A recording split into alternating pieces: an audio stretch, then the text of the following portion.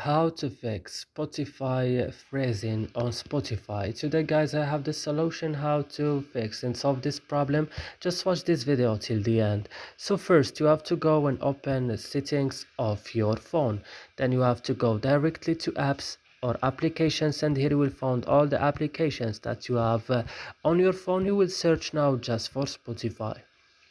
When you found Spotify, just open it and go to storage option and go to the last button, clear data, and click OK. And now you have to go back and click on for stop and click OK. And yeah, the last thing is going to Play Store and updating your Spotify again. And that's it. I hope this video is helpful for you. Don't forget to like and subscribe in our channel. If you have any question, you can write it down in comments, and see you in another video.